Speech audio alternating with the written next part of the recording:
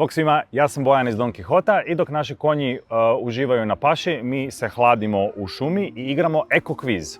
Da li je nešto istina ili mit? Imam za tebe 3 ekološka pitanja, uzmite papir i olovku za zapisati svoje odgovore pa ćemo na kraju provjeriti koliko ste imali točnih odgovora.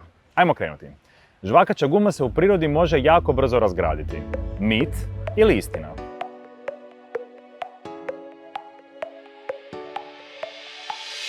Točan odgovor je mit, jer žvakaća guma u prirodi može godinama ostati zaljepljena na istoj površini. Drugo pitanje. Staklo se može gotovo beskonačno reciklirati.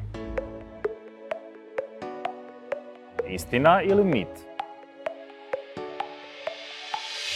To je istina. Staklo se može godinama reciklirati i to bez gubitka na kvaliteti. Treće i zadnje pitanje za danas. Većina plastike na svijetu nikad nije bila reciklirana. Istina ili mit?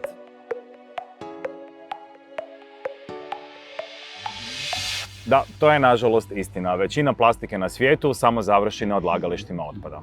I koliko ste ih točno pogodili, napišite mi vaše točne odgovore u komentarima. I vidimo se uskoro u sljedećem kvizu.